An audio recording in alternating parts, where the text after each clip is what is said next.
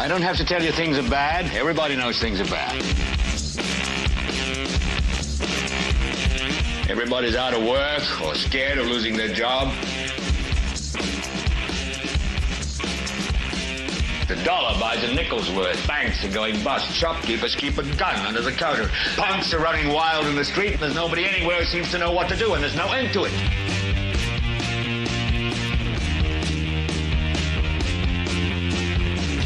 The air is unfit to breathe, and our food is unfit to eat. And we sit watching our TVs while some local newscaster tells us that today we had 15 homicides and 63 violent crimes, as if that's the way it's supposed to be. We know things are bad, worse than bad. It's like everything everywhere is going crazy, so we don't go out anymore.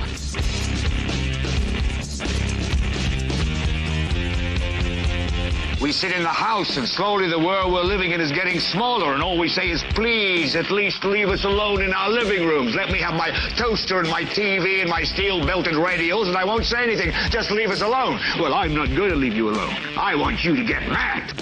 I don't want you to protest. I don't want you to riot. I don't want you to write to your congressman, because I wouldn't know what to tell you to write. I don't know what to do about the depression and the inflation and the Russians and the crime in the street. All I know is that first, you've got to get mad. You've got to say, I'm a human being. God damn it. My life has value. So, I want you to get up now. I want all of you to get up out of your chairs. I want you to get up right now and go to the window, open it, and stick your head out and yell, I'm as mad as hell, and I'm not going to take this anymore. Well, hello there, ladies and gentlemen, and welcome to the Political Spotlight. I'm your host, Kristoher H. Bilbrey. This is episode 477, and we want to welcome you. Welcome. Thank you for giving us a little bit of your time. We understand that your time is valuable, and it means a lot to us that you are here. Whether you're watching live right now, Thursday evening, June 26th, 2025, just about 5 after 9 p.m. Eastern. We appreciate it. Or if you're here in the future via replay, thank you. Producer Kate is here as always, making sure everything's running smoothly, and we are as intelligent as we can possibly be with all the information that she's helping us with. Blah, blah, blah, blah, blah. Bilbrey and Callahan. It does. That does. That's hilarious. That's funny. So welcome. Please smash that like button if you haven't. That would be great. Grand, fantastic, phenomenal. If you have not subscribed, please consider doing so. It does not cost you anything. Nothing here costs you a dime. And this is something that I want to talk about. We talked about this just briefly last night because we had a couple of you that really went above and beyond and gave us some money. We don't ask for any kind of money from you guys ever. That's not what we do here.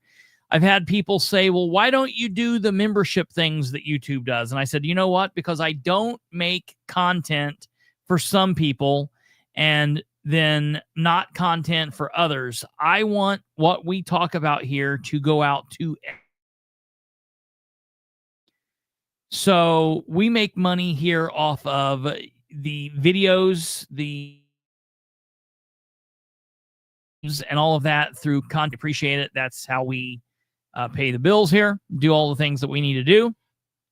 And for those of you that every now and then decide to give us money, I don't know what even it is, super money, super chat money, I don't know what it's called, but for those of you that do that, thank you. And that is what helps us continue to stay above board and continue to put forward the great content that we put out 5 days a week, Sunday through Thursday, sometimes more, every now and then a little less, but that helps us. So thank you all for that. But we don't ask anything of you other than to watch, to engage if you're so inclined, and to share the show with everyone you know. And that's all that we're asking you to do today. Hey, we're going to bring on a guest here in just 1 second. But before I do so, I do need to make the quick announcement. This is, it's not really breaking news because this has been shared everywhere. But because it's the first time that we're talking about it, I am going to call it breaking news. Today at about 4:17 p.m., the city of Muncie put out a press release through the communication. And this went out to all of the media in the area. They posted this on their several different Facebook pages that the city deals with, and this is information that that really affects a lot of different people. So we want to cover this here just briefly before we start the main show. And in case anyone has not heard of this, I do want to put this forward. This breaking news from the city of Muncie is, you're not going to be able to see this, is a press release. City of Muncie announces temporary closure of Prairie Creek Reservoir Beach due to elevated algae levels. And then they dated this over here like June 26th, and they dated it June 30th. I don't really know what's going on there. Out of an abundance of caution, the city of Muncie is temporarily closing the beach at Prairie Creek Reservoir due to elevated levels of microcystins, a toxin produced by blue-green algae. Recent testing revealed a level of 9.9 exceeding the EPA's safe threshold of 8. The closure will remain in effect at the beach area of Prairie Creek, effective until after treatment and testing indicate that the levels have returned to safe range. Signs have been posted at the reservoir concerning the testing, and a warning is also being issued for individuals that are swimming off boats. So I want to be clear. They are closing the beach, but they're not closing the entire reservoir. You can go out there and boat and do life, but they are also issuing a warning for people who might swim off of your boat. So keep that in mind.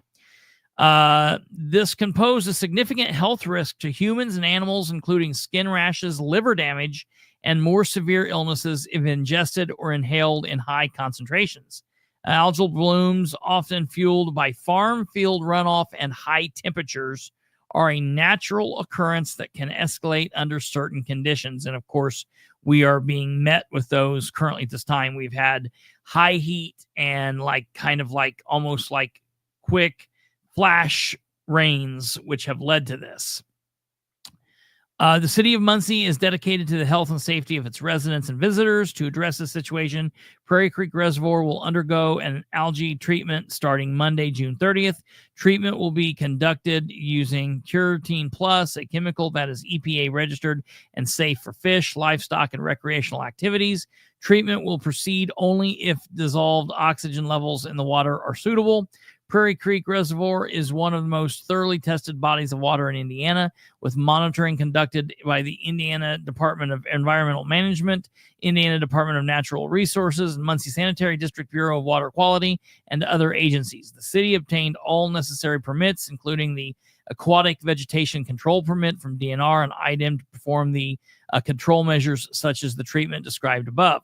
Other Indiana beaches are currently under alert or advisory status for blue-green algae as well in 2025, including Brookville Lake, Mill Lake, and others, because certain populations, such as children and those with compromised immune systems, should avoid swimming while under advisory.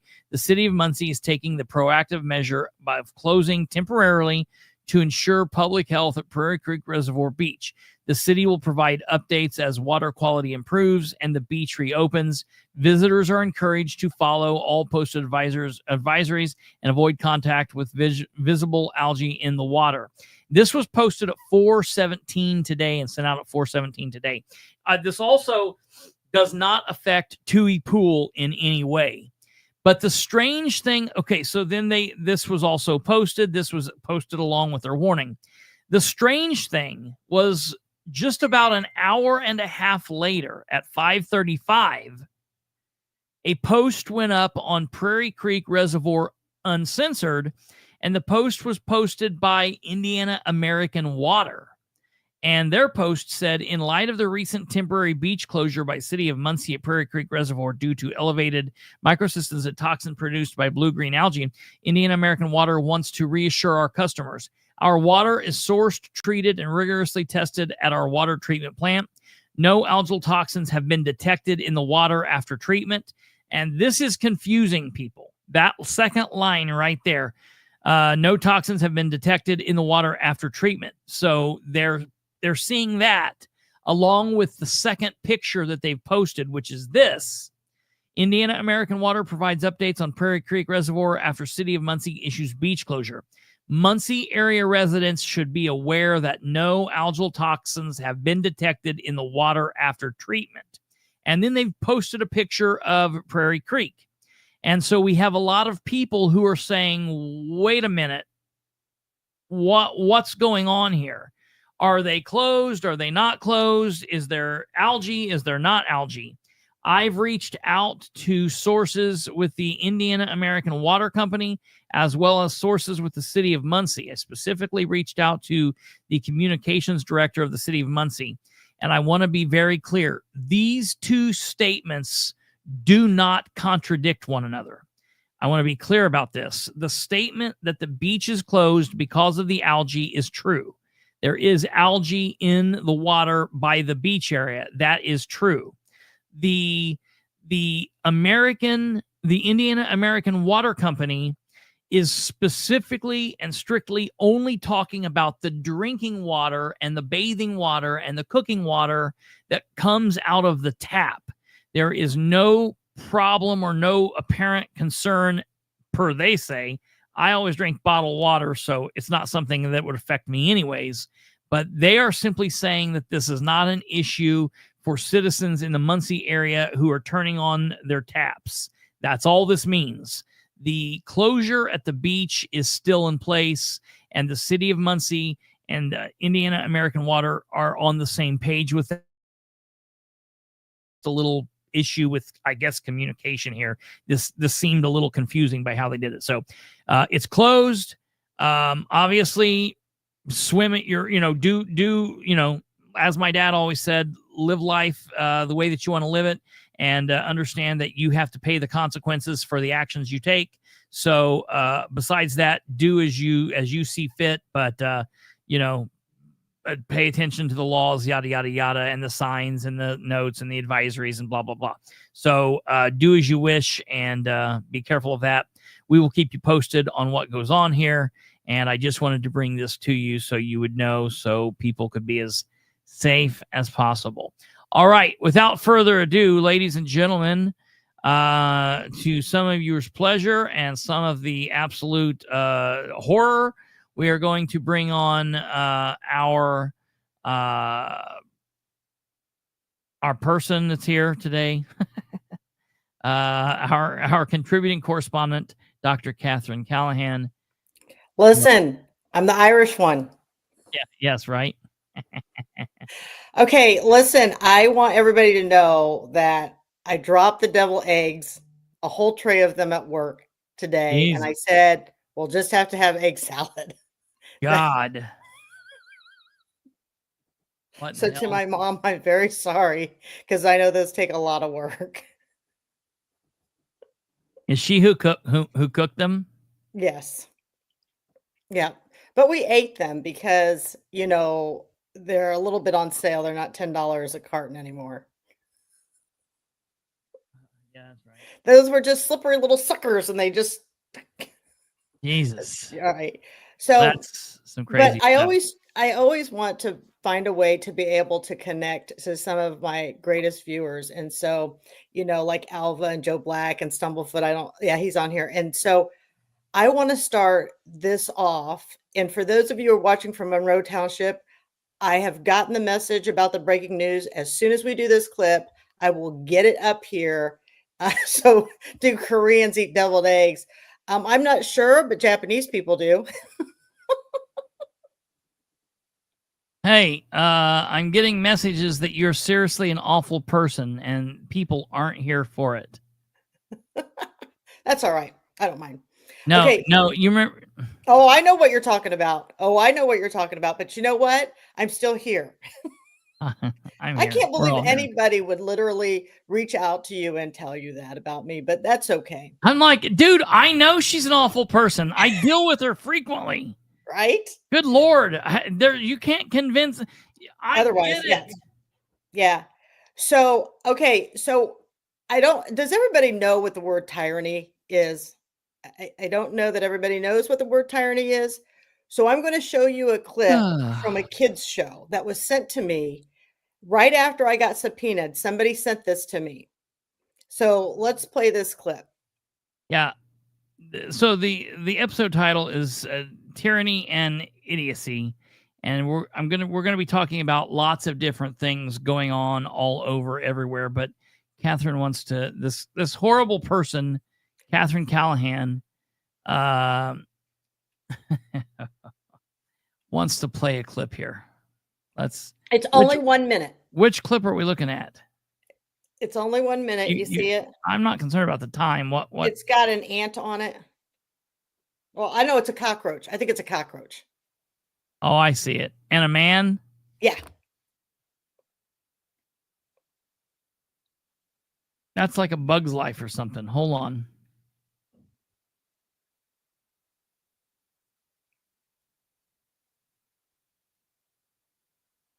So this was a great clip.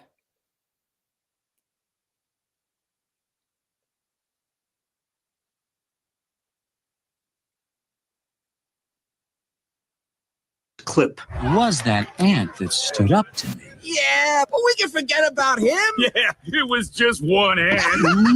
One ant. Yeah, you're right. It's just one ant. Yeah, boss, they're puny. Puny? Say, let's pretend this grain is a puny little ant. Did that hurt? Nope. Well, how about this one? Are you kidding? Well, how about this? Wow. They put this in a children's film, huh? You let one ant stand up to us, then they all might stand up.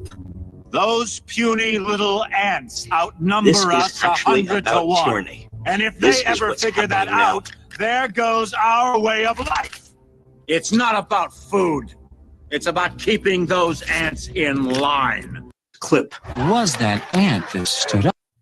Absolutely. Absolutely. And so I sent you the definition of tyranny there in Messenger for you to show the people, as some people may not understand true tyranny. And, it's a cruel government. And we clearly have that in Madison County. Now, I know there's Delaware fans on here, Delaware County, but I believe that Madison County has you outnumbered in the tyranny department. So I'm just going to say, may the best. I mean, it really just depends.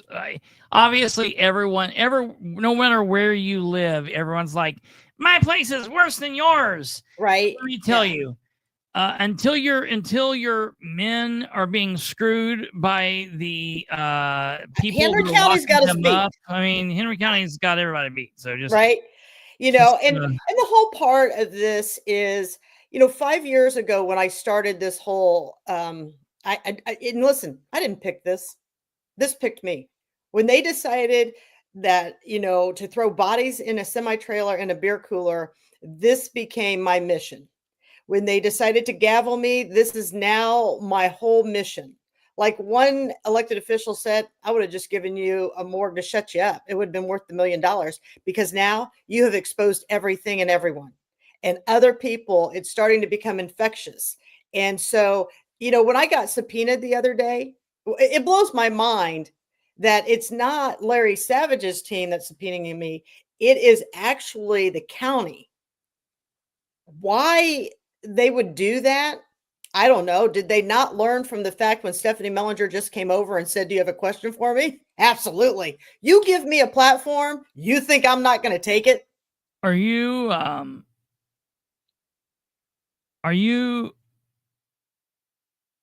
you contacted an attorney?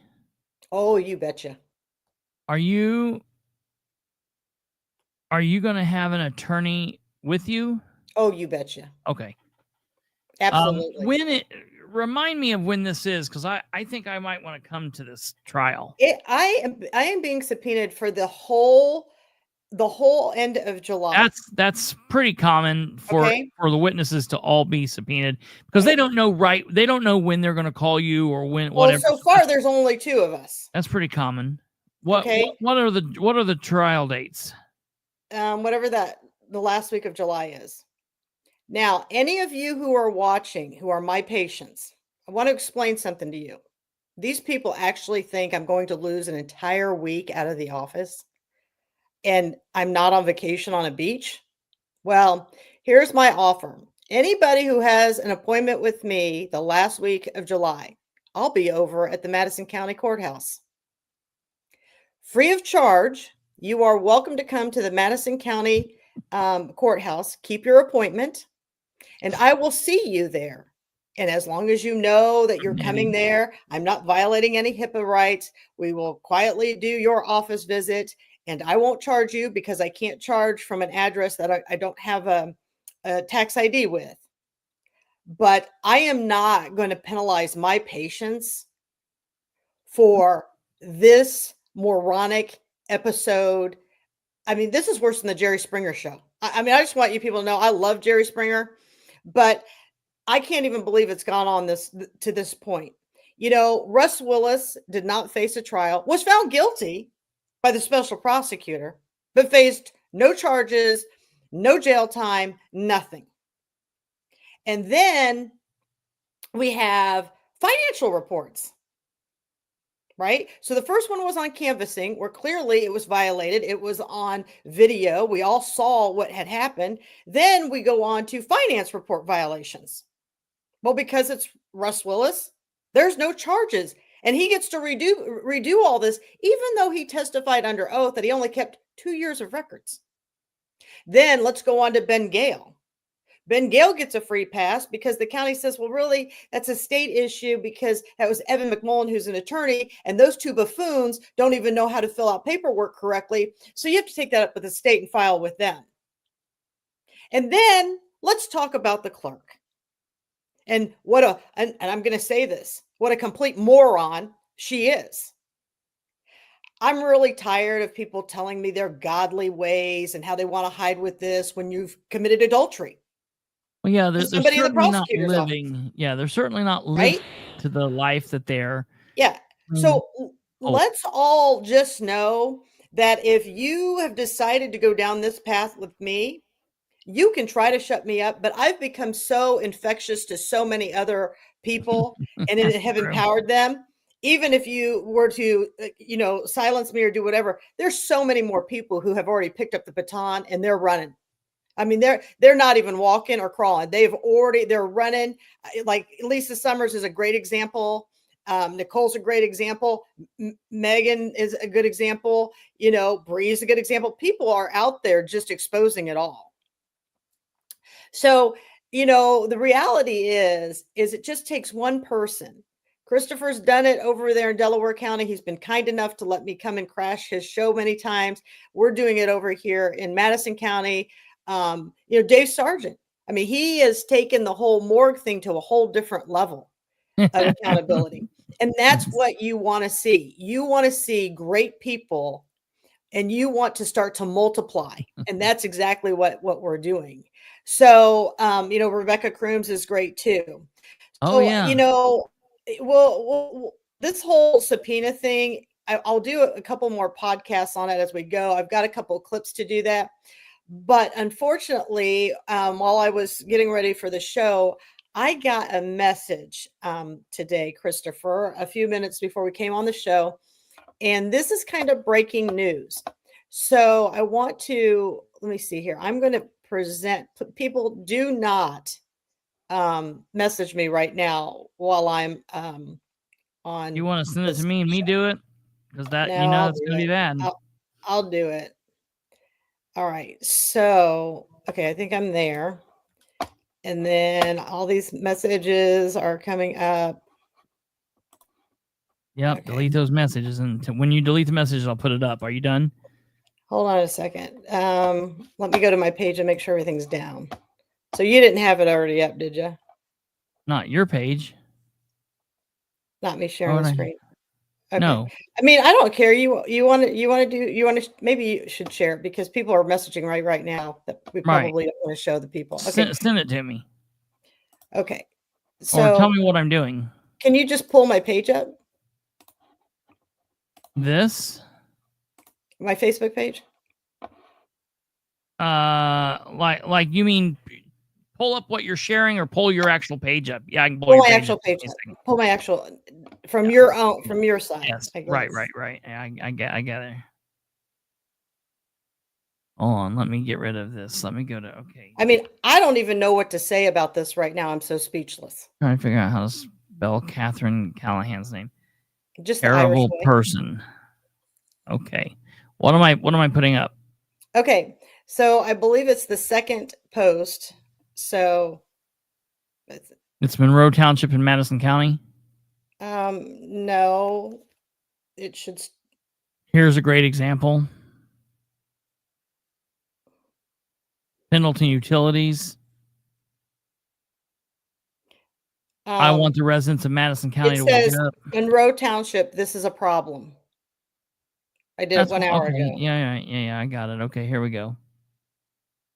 So I'm going to let you read this to the people because I might get really mad. Then take your thing down.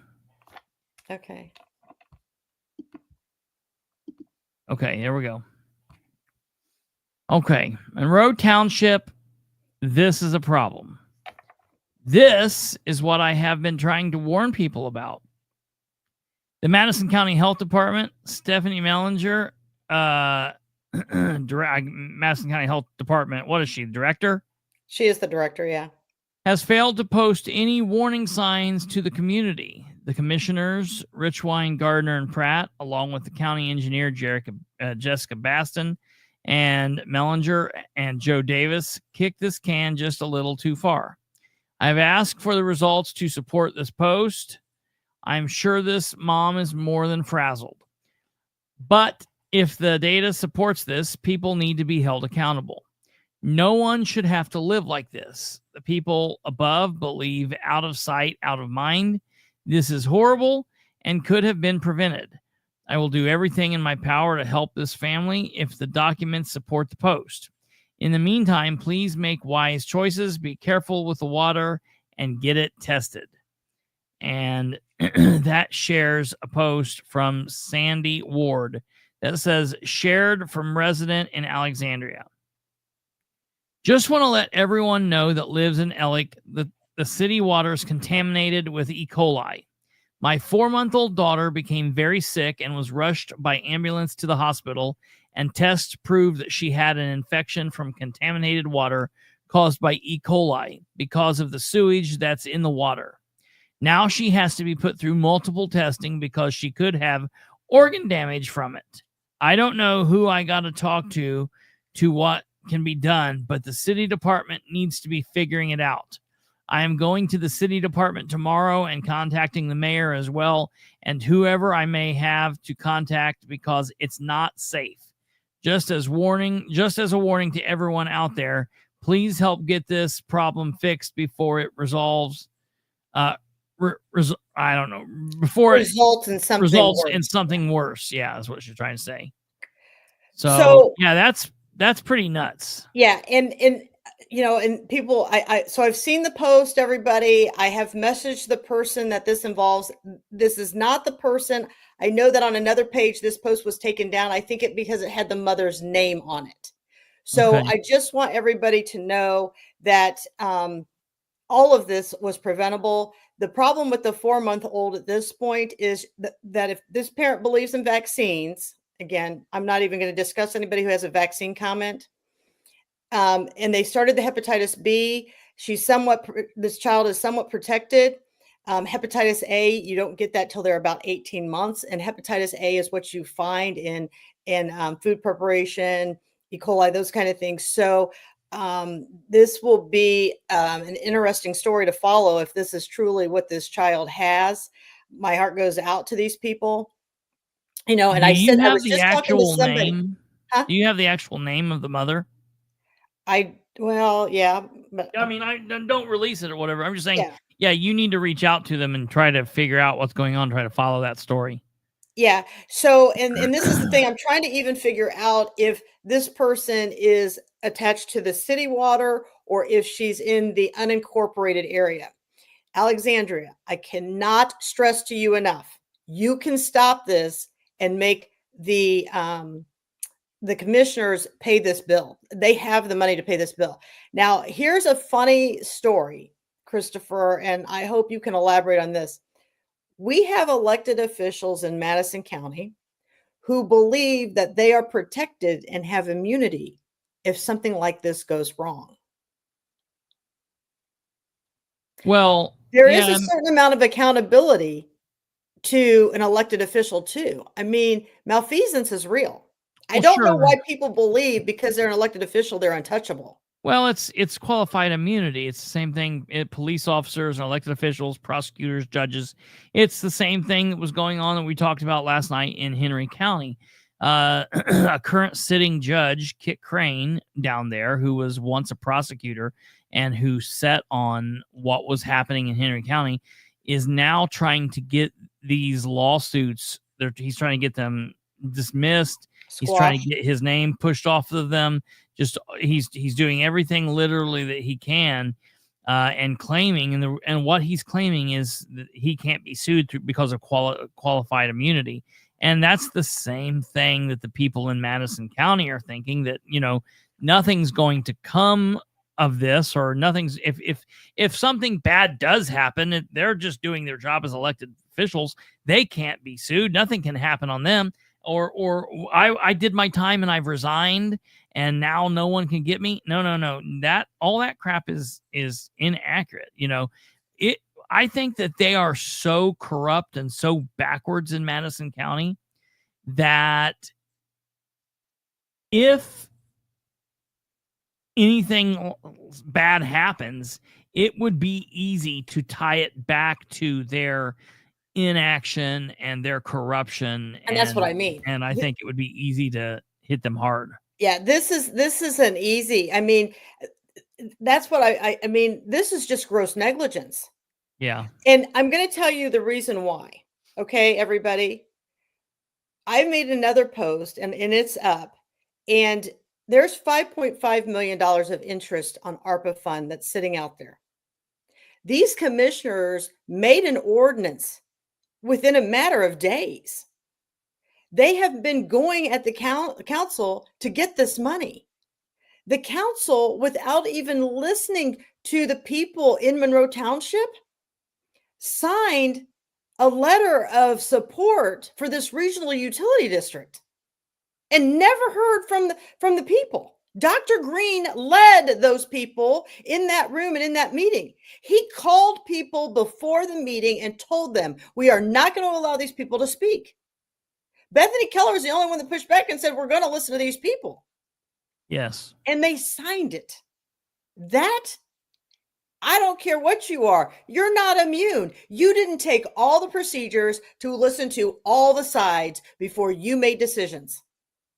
Yeah. And if they can move this fast on making ordinance and making anything they want happen that quick, then they can be accountable for how long they have made this, disaster worse.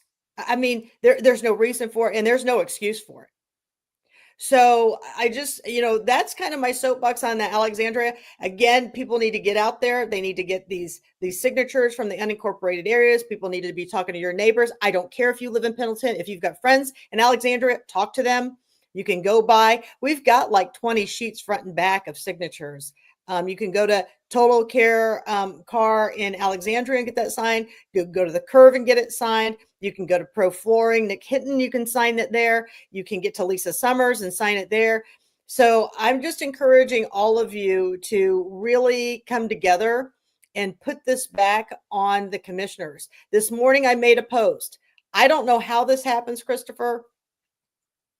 In Chesterfield, they needed a bridge fixed. They've been fixing it for like 4 years. I don't know.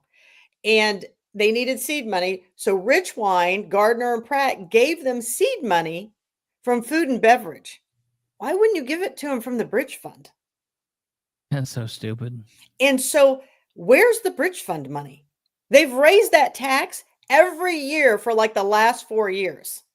People need to start asking, where is all this money going? So here's the thing, food and beverage doesn't have a lot of oversight. Okay. Right. So it's considered a slush fund. There's so much slush fund in Madison County. For Madison County viewers, I want you to understand, if all of us decided we're not going to pay our property taxes in the fall, if none of us paid our property taxes for 1 year, do you know that this county would survive without missing a beat? That's how much money they have in all the different pots. Everywhere. Sure. Yeah. I mean, for any of us to think we need to raise any more taxes, we don't need to raise any more taxes. We need to get these elected officials to live within their means and ours. Yeah, no question. But and the thing is, it's from the top down, the middle out. It doesn't matter whatever happened. It's what is today? Today is what is today? Today is the 26th. Yeah, it's unbelievable that June is come and gone. Yeah, We're halfway can you through summer believe next week. It's absolutely nuts. Well, and your everything going on currently that's going on, and the second highest person in charge of all of Indiana during everything that's currently happening decided that he wanted to take a little bit of time and do this this week. Here he is jumping out of an airplane. Last week he stopped by and did a little drumming at like the Guitar Center. It doesn't matter if it's commissioners in Grant County or the Sheriff's Department in Henry County or the Parks Department in Muncie or the Health Department in Madison County. All of these people are governing as if we do not exist. We simply do not exist. And they don't care. They don't care. That's the bottom line. We're going to have to show they don't care. They don't care about this griping. People oftentimes say what you do doesn't matter. You're not going to change their minds. No, this isn't for them. This is for the people. Right. This is to wake the people up and to get the people involved. Catherine's not bitching about this because she thinks next week Richwine's going to roll over and fix the problem in Ellick. It's trying to wake the people in Ellick up, and thank God people are starting to come to the scene. But the problem, or the census. The problem is, I always say it's still just like at a drip. It's too few, too long a time. It needs to be like a bolt of lightning. We need to get people involved, and people need to wake the hell up now, because before, like you said, we're all talking about it. This year's halfway over. I can remember on January 8th, because around January 8th of the year is normally when the filing period opens up to announce that you're going to run for office or to file, between the 5th, the 7th, the 8th, the 9th, somewhere around in there. And I can remember doing a show around January 9th of this year and saying, all right, ladies and gentlemen, we've got 1 year until the next election cycle kicks off. We got to start focusing on it now. Well, now look where we are. Well, and that's, the whole thing is, I had an elected official say to me, people just don't want to hear you. Mm-hmm. And here was my answer to them. They don't want to hear me. You mean you elected officials don't want to hear me? Because according to the last race, there was over 16,000 people that wanted to hear me. Well, but right? Even if you don't run, it's not, who cares if they want to hear you or not? You have a voice. They have to hear you. Right. And that's the thing. Like Megan Nicole, who watches this, she needs to start going to meetings. She's got a good head on her shoulder. She's a good speaker. She needs to go stand at that podium. She needs to start asking these people questions. She needs to find out, what's going on. I mean, even when I was the chief deputy coroner of the county, I could not address the commissioners. I could not tell them we were in trouble. I could not tell them we had bodies stacking up. I could not tell them I needed more body bags. I could not tell them we had no more cooler space. Well, that is tyranny, people. And right here, I don't know what to tell you, David. I mean, David hit on what you're talking about right here. He says, you have no right to petition for redress of grievances in front of the Madison County Commissioners. I'm gonna push back on David here for a second, and even what you're saying. Here's where people have to decide what they're willing to do and not do, because you're not going to make the change until you can call attention to this and get people, and people say, oh, that's crazy talk. But you guys have tried it for years. You've tried the nice, polite way. Now it's time to play some political theater. Now it's time to say, okay, this might get a little uncomfortable, but it's time to fight the fight. Now people might have to stand up and push the envelope. And that might mean they're going to get escorted out. That might mean they take the ride and they get arrested, and you might have to fight the fight. But let me tell you what doing that does. Doing that calls attention to what you happen, because doing that gets you on the Channel 13 news. Doing that gets you on the radio with Tony Katz. Doing that calls bigger attention to what's going on and hopefully wakes people up. See, that's what Winchester did to me. When Winchester arrested me in November of 2017 for speaking in a meeting, they were hoping that they made me look like a monster. And people who literally hated me the day before that were emailing me the next day and saying, look, I don't agree with you, but what they did to you was wrong. I don't agree with anybody being arrested for speaking. And that literally was the straw that broke the camel's back in that situation. And it brought a lot of people into the fold. It's just like this thing that's going on in Winchester today, where they're trying to literally steal private property from two tax-paying citizens who are not just, one citizen's no different than the other, but these guys pay a fair amount into the system over there, and they're not slouches. They're people of the community, and they're trying to steal their property so one of their friends can have the comfort of being able to take a shortcut to Walmart. And I told them, I said, if they come on your property, if they push this, which they're wanting to do, they're wanting to go on his property illegally and take this thing down. I said, I will chain myself to it. And they said, well, you'll be arrested. And I said, sure, absolutely, because I will not leave. They'll tell me I need to leave. I'll say no. They'll tell me they're going to give me a final warning. We'll have some kind of a standoff. They'll try to decide. And eventually they'll come and they'll either use a handcuff key and unloosen my handcuffs, or they'll cut it off with bolt cutters and they'll transport me to jail, and we'll fight it. And it'll be a big story. And then it will be a headache for them. And you have to decide. And maybe that's not for everybody, but we need those people to step up. So when Madison County says, no, we're not going to listen to you.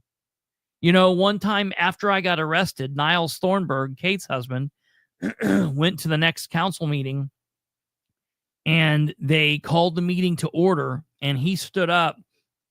He had a notepad in his hand, and he stood up, and he wasn't cussing. He wasn't yelling. He just started speaking, reading off of a letter that he had prepared. And he was speaking, and they kept gaveling him, and he was speaking, and they kept gaveling him. And finally the police took him out, but they talked to him, but they didn't arrest him, and they allowed him to come back in. And it just let them know that finally they pushed because they weren't doing public concerns. And right after that, they opened public concerns back up for people. So I'm just saying, this whole thing of Madison County not letting you guys speak, they're going to continue not letting you speak until someone pushes back. Well, and that's the thing. I have pushed back. I have been taken out by the sheriff. I have been gavelled. I have It's been take more. And I keep pushing back. And I'll tell you something. If I am sitting in the audience and somebody goes to jail, I'll come bail you out. I'm not going to leave anybody in jail as long as you're not acting like a fool and screaming and swearing and cussing and kicking. If you're up there, just saying what you need to say and they're just upset with you because they don't like what you have to say. Oh, I'll come over, bail you out, put it all on Facebook Live while I do it. Now, the concept in Madison County, and I've heard this before, is their thought process is, well, you voted us. We're your voice for the next 2 to 4 years. And so you have to live with the way we think. Yeah. Because you voted down, me in shut up and listen to it. Well, here's the thing. I didn't vote for you. Yeah. Well, I don't have to listen to you. Yeah. And so this is until those seats are full. And I'm going to tell you, I was very discouraged at the last meeting in June at the council. There's only 4 or 5 people in that meeting, right? I mean, and you have to listen to Jody Norick say, well, this special meeting is for us. That's what it's not for the people. What do you mean it's not for the people? Last time I looked, you worked for us. It's exactly for us. Well, no, Scott Green, once again, and here's the thing, people need to be calling Dr. Green on his crap. Yes. Because he's calling these guys, and what they're doing is he's calling Rob Steele, and then he's calling Diana Likens, and then he's like, okay, who are you going to? So that we technically don't have a forum or a quorum or whatever you want to call it. And they're calling their people. This is out of control. The state police, instead of serving me subpoenas, why don't you go get every one of their phones, as well as the commissioners, and let's see how many deals they're making each other or how they're telling each other to vote on text messages. So why don't you go do that? Can we share a little bit of that video? First of all, I want to go back real quick before we do this. The other thing I starred here was whoever this is. I thought I used to know who this is, but I guess I don't know. So the city of Munis says, it's great that there's no way for people to recall elected officials with a vote of no confidence. There is a push at the State House. There are a handful, 2 or 3 elected officials, representatives who are pushing to try to change this. And we need to, again, make a loud voice to help them, because no elected official is going to go, yeah, let's do that. Let's make it to where you can kick me out, unless they're there for the right reason. You know who's there for the right reason when you have a state representative say, yeah, I'll make it, I'll put this bill forward that says that we can be recalled, and we need to, as a public, start pushing that and start saying, we want this done. And here's the thing. When I was walked out by the sheriff in August for calling out the commissioners for misappropriation of funds, for spending money they didn't have, and they already had the bills, which I was totally in the right. I mean, that's literally what had happened. And I was walked out. It would have only took one council member to say, we would like to hear Catherine's rebuttal, because we let the commissioners keep coming up here and rebuttal Katherine, but we won't let Katherine rebuttal them. Well, why is that? Because Catherine's going to show them exactly that they're lying. I mean, what's the problem here? What's to hide? No one on these elected boards should ever be afraid of a constituent speaking, ever. You know why? Because as long as they're doing what's right, what's to hide? Well, yeah. It's only when you continue to do things wrong and abuse the people that you got a problem with the people speaking. And that's exactly why the commissioners don't let me speak. And I'm going to tell you something. This is why I have taken it all to social media, because if you're not going to let me speak at that podium, I'm going to speak until everybody hears me. And I'm not going to quit until justice is served for these people now. I mean, when you harm a child, my first 10 years of my career, I was a neonatal ICU transport nurse. I will not let this go. Not one bit. and I want people to hear this. I just got a message, and I want you to hear this. They are literally poisoning us while we pay them. Yeah, that's Take true. our That's money sad. and slowly kill us. I'm infuriated. And it's the truth. I do not understand why any of us allow this to continue. And, it's just one of those things that, Meg, right here, Meg, I'm going to shake you. Okay. Literally. Who is Dr. Green? And this is what I mean. We have to know who the players are. And Dr. Green is a family physician with St. Vincent's. And he is new to the process here. He just got elected to that seat, and he's a dirty dog. I'm telling you that right now. And even his partners have said he's a dirty dog. And so he wanted to be the president of the council. Now, you want to talk about arrogance? You've never even sat on the council. The guy was at like 2 meetings in 2024, and now he's the president. Yeah. And he's doing the exact same thing that Ben Gale and Anthony Emery did. I mean, he's calling people behind closed. I mean, he's just unethical. I mean, he is ethically and morally bankrupt. And he should be ashamed of himself. And so this is the thing. When you go to that podium, you look at those people and you tell them, I voted for you. I expected better from you. They need to know who the voters are, because the only time you have a voice, the only time any of us have a voice is when you're at that poll. They all want to stop and shake your hand. They all want to talk to you. They all want to hear what you have to say. They'll even give you their phone number.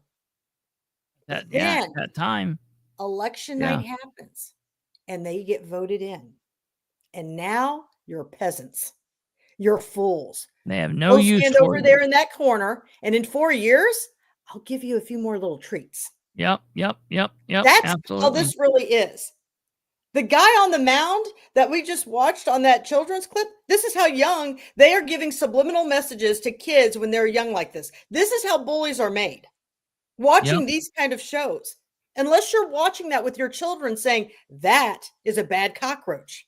That is not how we treat people. And if you haven't seen that movie, It's a Bug's Life, I have not seen it, but I heard in the end, the ants win. And you know why the ants win? Because there's more of them than there is of the cockroaches. Yeah. That's who your elected officials are. I don't think that's a cockroach. I thought it was like a grasshopper or something. I don't know. It looks like a cockroach to me. It looked just like Rich one, if you ask me. But, at the end of the day, I just want people to understand that you should not lay down and tolerate. You should be hearing the song, "We're Not Going to Take It Anymore." That's what you should be hearing in your head. Right? I mean, that's the thing. And then people, I do not promote violence at all, but I can see where people become so frustrated that they have nowhere to, speak out. And, grasshoppers are great because Japanese love grasshoppers, right? I mean, you can be my little grasshopper, Kristoher. I think it might be the other way around, but. But, I just want people to understand that, at the end of the day, we need to do more than just show up at the polls. Yeah. People, they come out of those polls and I thank them for voting. And they said, well, I've done my civic duty. Oh, no. Yeah, you haven't even begun to do your thing. civic duty. Right. Yeah. And here's what I'm afraid of in Madison County. Clearly, we have shown that cheating is going on. We have clearly shown how they can cheat the machines. There's no question to that. Okay. Please do not be discouraged that we don't have fair elections. We're going to get there. Okay. But we have to show up in such volume that even if they are stuffing the ballots through, that we can still win until we can get a new clerk. So I encourage, if any of you are out there, the clerk's position is up in 26. All 4 district seats on the council are up in 26. Olivia Pratt's seat is up in 26. The recorder is up in 26. The sheriff is up in 26, but I think Beeman's going to run again, which I'm fine with that. So I just want people to understand that this is how you start. This is how you get involved. And people often ask me, where do we start, Kristoher? And this is what I tell them. Share our videos, share our posts. That's where it all begins, is educating our community, because these elected officials surely are not going to do that. They want you stupid. They want you dumb. Oh, absolutely. Right? Because an educated society, a knowledgeable society, is very dangerous to a corrupt system. Well, yeah, no question. The thing is, and that it's like what you said when people say, well, I've done my civic duty. I'll be back in 4 years. First of all, I'm not somebody that says, everybody go vote, go vote, go vote. I say, get educated. And if you are not educated about who's running, if you don't know, if you've not spent time, don't go vote. Don't just walk into a voting booth and just blindly push buttons. Go in there, know who's running, know what's going on, and it's okay to go in and leave blanks. You can. I've went in before on a ballot and voted for one race and left everything else blank. You can go in and do what you choose there, but if you're not going to get educated, stay home. Stay home. Yeah. But then once you vote, your job, like Katherine said, just starts. You have to then follow what these people are doing. If you support somebody and they're doing good, continue supporting them. Vote for them again. If you supported somebody and they're not doing good, call them out, and you know that you have to vote against them next time. If you didn't vote for somebody, but they're doing good, say, you know what? I was wrong. I'll give you praise, but you have to hold them accountable. That's the job. And that's the thing. And then, I think everybody should run for election one time. I do, and right here, Nicole, she's going to put her ring in her hat in the ring for District 3. I mean, have at it. That's Jody Norrick's seat. You know, I mean, all I can do is say I'm okay with it. Nicole certainly is going to speak. Well, Jody's not showing me anything. I mean, that's how it is. I love Alva and his comment here. I can't promote. I cannot listen. I don't even like to watch football. I mean, I'll watch it, but it makes me cringe. And the thing is it's the same thing with Meg. She's like, we could be the next Hamilton County. We could, but it's going to take a lot more people to gather around, right? And to embrace this and say, we've got to push back. Oh yeah. I mean, that's just the bottom line. So, so I did get subpoenaed the other day. I just want, if you haven't seen my rant. Let's talk about that for a second. I want to show a little bit of this video, because this video popped up, and I was so mad this day I didn't even put my lipstick on. I didn't put and that's my war paint. When you see I've got lipstick on, it means it's my war paint and I'm going to war. But I didn't even have time. I was so mad.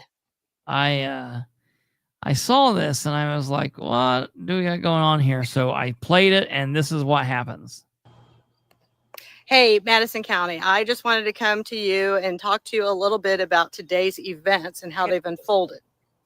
The Indiana State Police have been to my house today to serve me with when she first held that up before she spoke anything, I was like, oh my God, they served a search warrant on her. And then I was like, oh yeah, okay, they got her a subpoena. But I was like, yeah, Katherine's finally made it to the big times.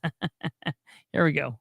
A subpoena for Larry Savage's trial. And this is what it says. Please contact the prosecutor's office before noon, the day before the scheduled trial, at 641-9585. We don't even have an area code. Subpoena, State of Indiana, County of Madison, and the cause number is 48C06-2410-F6-003286, Indiana State Police District 51, 24 ISP CO 15301.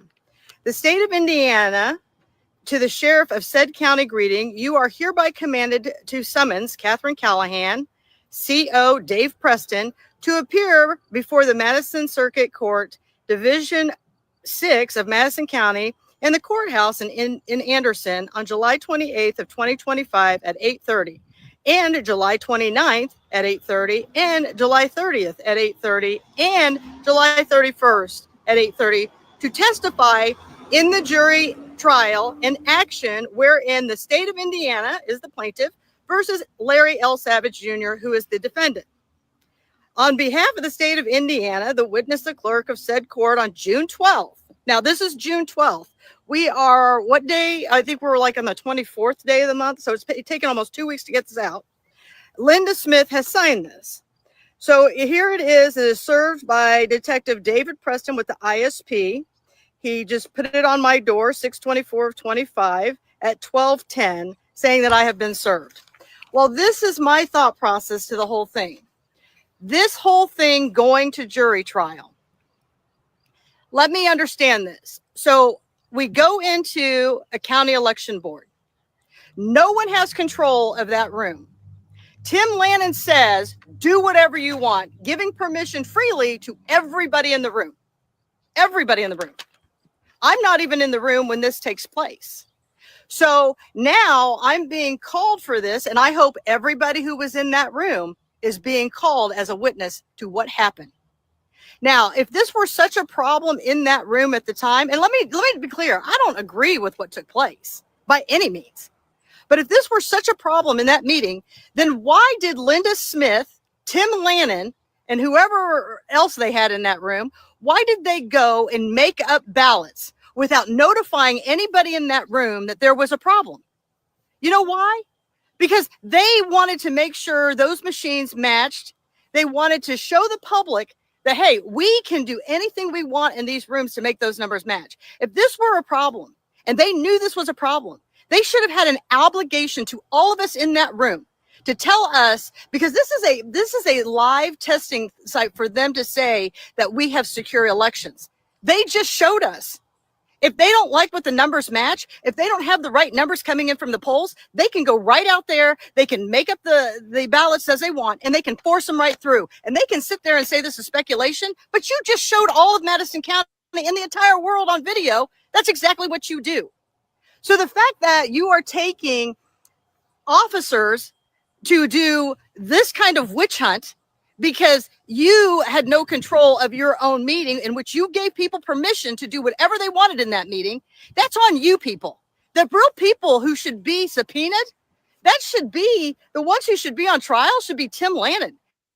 That should be Linda Smith. The people who forced ballots to make those numbers match, to say that we had machines that were appropriate to be used in Madison County for the election. So if they're saying that Larry took ballots, then I want to know how they made those machines match in order to certify that testing, because it's by law, you're supposed to do this. So I want to know how exactly they had that done. And then once they had that done, they never reheld another one to show the public. They never notified the public that they forced ballots. All right, we'll stop there. So, I mean, what's your thoughts about this? So here's my thoughts about this. I want to ask you this. Yeah. If I own a store and you come in and I just want you out of the store and I say, take whatever you want, and you take some candy and you go out the door, am I allowed to call the police and say you've shoplifted? Well, I mean, just explain to me how this really works, because I'm really confused by all of that. I'm Okay, assuming. I'm not really confused by it. But Yeah, sure. You know what I'm saying? I'm assuming that I mean, I get what you're getting. So I want to show this because so people are aware of what you're exactly talking about here. I want to this is the video in question where and you can hear it now. It might be hard to see. And this is Nicole. Nicole does such a great job with this stuff. Yeah. Listen to this. So this is from the Madison County Election Board meeting from October 3rd, 2024. And I want you to, so it's going to be hard to see, but right up here in the middle where my cursor is, that is Tim Lannon, right underneath the Madison County symbol. And his words are going to be down here Now, in white. Let's wait a minute, Christopher. Can you tell me what Lannon does for a living? Well, he is a lawyer. Can you tell me, has he ever had any seats in an elected position? Yep. Was a state senator, and he's been a municipal lawyer. I'm pretty sure in his earlier days, he was a deputy prosecutor. I think he's held time as a public defender. I mean, he's done a little bit of it all. So he knows better. So he should know better. And what he says here it was wild when I heard him say it the first time, and every time he says it after, it's wild. So listen to this. We have a designated area. Am I where I need to be? Or You need to go back one more, I think it is. One more row. That's fine. Where is these rules published at? And the rest of you, you want to violate our rules, violate our rules. The rest of you, if you want to violate our rules, violate our rules. You either follow rules or you How do we know the rules? You either follow rules or you don't. So Okay. Mr. Moon says, what are the rules? Yeah. And he said, we just told you. I know you're supposed to post them in writing for the public to view and see. You know that. And you hear when she says, you know that. If I had her or anyone else say that to me and I knew I was right, I would fire back and I would be like, but. But when she says that, he sits there in silence. You know that. I don't know why you even going along with all this foolishness. And he continues to sit there in silence. And what do they do? What is the next step that Linda does? She calls for the sheriffs. Yeah. You know, and this is where, I mean, and we have a lot more, footage to show people. It's David's waiting for me on 53rd Street. Well, I'm working the corner of 8th in Scatterfield right now. So, oh yeah, this was another. Well, so after Catherine's video, I want you guys to hear this because this was a video put out by Mr. Savage. I guess the night after you guys got served. No, who was the other person that got served? Oh yeah, the subpoena. Yeah, that's right. You're right. Who was the other person that got served? Well, he hasn't been served yet. I'm being told it's Sean. So we'll see. Oh. We'll see what happens. So they're trying to serve this person. Yeah. Well, they better get him. They better get that figured out. Right? Stupid. All right, here we go. Hey guys, I guess I understand that some of you guys are starting to get your subpoenas. Hopefully they're subpoenaing everybody that was there that day. I'm kind of in the fight of my life here. I've been through a few things in my life, and this has been a pretty stressful thing on me and my family financially and mentally. We're working hard to prove that what happened on the day of the election board, we're working hard to prove that there was chaos and confusion in that courtroom, which there really was.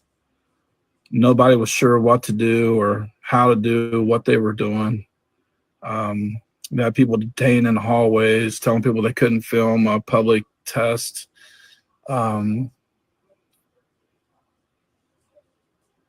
It's brutal what they've put me through physically and mentally.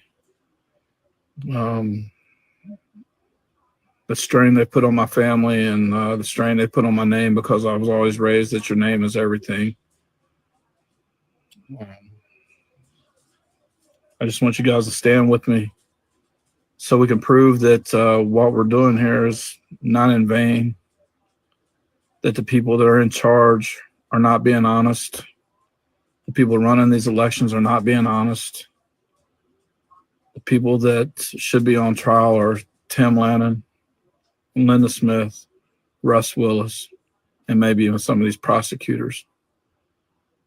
It's time for us all to kind of just watch what happens here and kind of gauge what goes on, but just stay peaceful, stay diligent, and just trust me that nothing that was done that day was done to hurt anybody.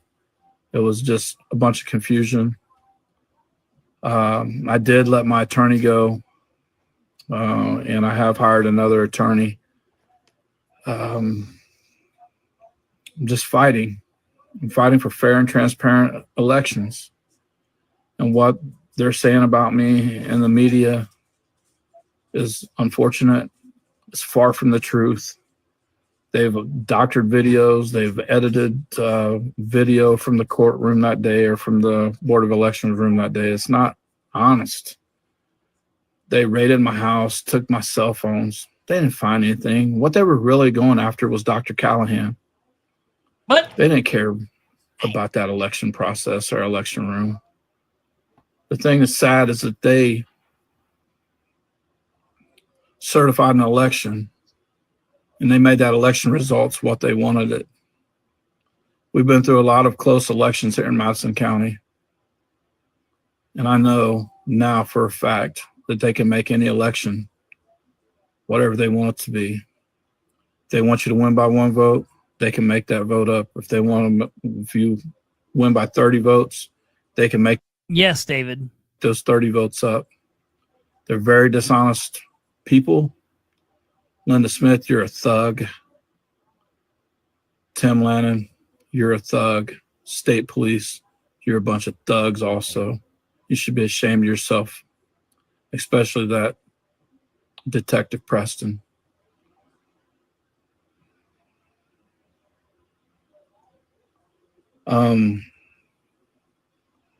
We got to stand up and fight. If my freedom's taken away, and if it's taken away, I guess it's taken away. But we did prove something here, and it wasn't proven intentionally, but in a roundabout way, we just proved that the Madison County Election Board can make any election be whatever they want it to be. And that's sad. And Linda Smith and Tim Lannon and Russ Willis need to be put on trial. And I think that what they're doing to Dr. Callahan,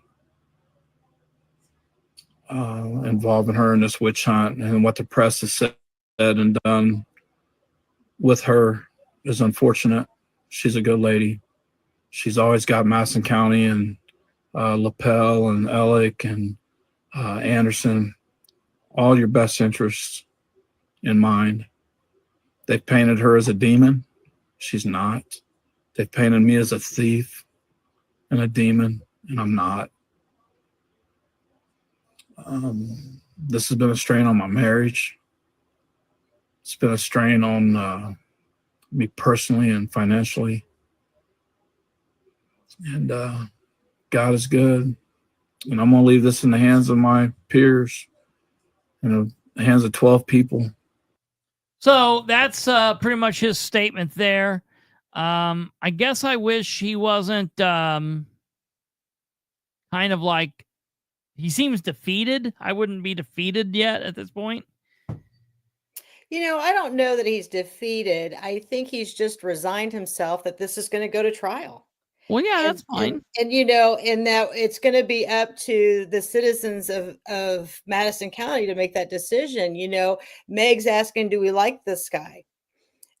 we don't have anything against Larry. There's nothing in me that thinks that Larry went into this with the No, intent, he didn't. right? He didn't. I mean, there's nothing in that. I mean, I called Larry to remind him of the meeting just minutes before it was going. Yeah, he wasn't even coming. He was at work. And so there's nothing in me that he calculated something or wanted to do anything. I mean, ask you real quick. I know I've asked you this multiple times at various other points.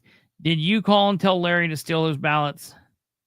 I wouldn't even think of stealing ballots or telling anybody to steal ballots. Did you know that taking those ballots was an issue? Had you ever heard that was an issue? So listen, I didn't even know anything about the ballots until after the whole meeting was over with. And I was already back at work seeing patients. And you know, what people need to understand is, like, just now, no one has ever really seen me answer the phone in all the times I've done a show with you. But that was a critical message that was coming through from a physician at the hospital. I had to take that call. Like, I've been waiting on it all night to decide if this person needs to go home or if they need to be in hospice or what we're going to do. So, you know, I have a real job. And wait, say that again. I just took a phone call a little bit ago while you were showing that clip. Oh, I didn't see that. Yeah, because I mean, that's like I do have a real job and a real life, that real lives matter, right? And so I went back to work. I'm inundated with patients. I can't stop to do anything. Next thing I know, the state police are over at Larry's house, you know, arresting him or searching his house or whatever it is they do, you know. And if you know me, my life doesn't stop at 5 o'clock. I mean, my patients, they'll get calls at 8 o'clock at night. I'm just still doing callbacks and trying to get everything caught up. And so, you know, I don't know what was the thought process of any of this. But what I do know is that the elected officials, if you're going to run a meeting, get control of yourselves. Get control of the room. Right. Post the signs. State what the rules are. Set it all up so that people know what on earth is going on. You know, when you post agendas within 48 hours, when you hide them and you put them up on the bulletin board thinking you're slick because you've met the bare minimum of what the rules are, understand, we work for a living. We have lives. We are running around with our heads cut off because you people can't do anything transparently. You know, and this is, you know, why are we holding these meetings in the middle of the day when nobody can attend these things? And, correct. You know, at the end of the day, I get you people only want to work from 8 to 4, but the county runs 24 hours a day, 7 days a week. You volunteered for that, not us. Yeah. If you don't like it, then I suggest you resign. Yeah, it's not hard to step down. Right? You have no problem cashing those checks. You have no problem standing at the podium asking for your raises every year, do you? So I say, if you don't like it, and you can't do your job, and clearly when you are having so many people frustrated with you, you are incompetent. You need to do something else that you actually can function at. Yes. And maybe that's just staying at home in the kitchen. I don't know. Maybe it's mowing the lawn. But go do it in your own space where it's not affecting millions of us out here and where it's not dipping into my checkbook. And so, you know, those are the kind of things that, you know, I am frustrated. I am furious over this. To bring me out of my office for a week because these elected officials are so impotent is ridiculous. Yeah. It's absolutely asinine. And the whole reason why I'm even more furious about this, when Russ Willis isn't arrested, he isn't charged, and he's not behind bars with as many criminal activities as he has done. And this is going to trial. This is going to trial. When these people certified an election, they certified that I don't think you understand. It's so crazy. This has to be certified. This testing has to be certified.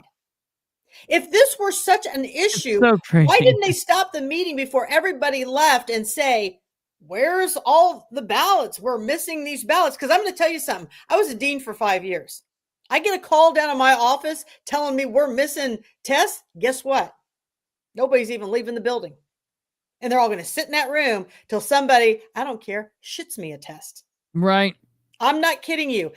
Let me tell you, my nursing students will tell you I ran that thing hardcore. So how on earth, if these test ballots were so critical, were so important, and we could not move on without them, then somebody please tell me how those machines got certified. Because you're supposed to certify them with the ballots that you bring in at the start of the test. Yeah. And here's the thing. I don't even think we could make this up. I could have never thought in my head this is what would have gone on if somebody would have taken a ballot. I mean, that's the thing. And I'm a pretty smart gal. I mean, I really am quick on and sharp about it. And I'm thinking, I couldn't even make this shit up. What were you people thinking? Right? So, and here's the whole thing. If you go back and watch the video the whole time, they are talking over here. They're kind of distracting us while they're over here bringing those ballots in and pushing through. I would have never even figured this out until I had to go back and watch the videos with you to figure out what happened. Yeah. Yeah. I mean, Linda Smith and Lannon could have walked away with this and nobody would have ever probably figured this out. And put it all together. But because we have all this footage, that's how I figured it out. And as a reminder, June 30th, Facebook's taking down everybody's videos that are over 30 days old. So download that stuff. So really, when you show us that financial reports can be fraudulent, canvassing can be violated, and that person doesn't even go to trial, is not charged with anything, there's no money changing hands for him to get out of this. He doesn't have to get an attorney. It's all done free of charge. Let me tell you something, people. You have a very corrupt prosecutor's office. Yeah. And as much as I like Andrew Hanna, if this is the type of behavior that is going to come out of that prosecutor's office, Andrew Hanna needs somebody to run against him, and he should absolutely not win, because this is completely unacceptable. You cannot charge the people over here, the peasants, and let the friends and benefit package walk scot-free. You just can't do it. You're doing it with Sensitivity. He's an officer. Where's his charges? Why isn't he sitting in jail? Right. He's over there preying on children, right? Well, because he's Lawler's, stepson. Because he's an officer, he gets a free pass. Where's Steve Sumner's? So Indiana State Police has all this time to run around for this negligence that actually the elected officials have caused, but they can't find Steve Sumner, that he's just poof, vanished without a trace. And I'm telling you something right now, this Henry County thing with the sheriffs and everybody knowing and all these other players, that's why Steve Sumner's is not found. That's exactly right. He's not the only one that's done this to children. We have people in seat right now that I have a feeling if Sumner evolves, he's going to rat these guys out. And I'm telling you, karma never forgets about anybody. It will come in your due time. And so I'm infuriated by all of this. I'd like to see Laureen White run for prosecutor, but I've talked greatly with her. I think she might end up running for a judge position. She's not really a criminal defense attorney. She in some ways she may feel that she has to have that experience. I don't think so, because Laureen has enough common sense. Would be good. Yeah, she has enough common sense, and she does the work. She does the research. So, and here's the thing.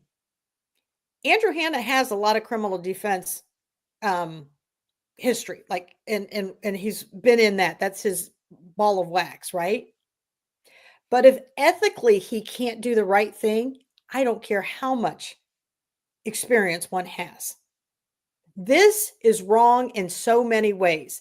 And if they are going to actually go through with this with Larry, then they need to start looking back, because I'm telling you right now, it will be on full display when people are starting to fill out forms and there's so many of us that are saying, no, we want to file, you know, a complaint against Lannon and Smith for, I mean, deceiving. I mean, it was deception Sure. on during this election of the testing of the machines. This was actual deception to the community. We were duped. Yeah. None of us had, when I left that meeting, I didn't know this is what had happened. I had no idea this had happened.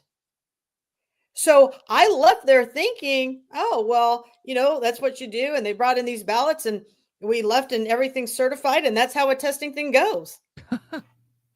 You know, and now we've got this. And I'll tell you this, next time I'll know. You know, when we looked at those machines, remember when we had it on and one screen didn't match? The person who works for that company, the election or these machines, she said, it's all done. All the ballots are accounted for. These are closed. Yeah. Okay. Yeah. And then here comes Sue Clark in with ballots. And this one over here on the right is not closed. They literally lied to us. I didn't know any difference to look at the screen and see, oh, I'm just kind of like, there's so much going on. I'm just trying to pay attention. And so this is the part where I'm trying to tell people, this has got so many holes in it.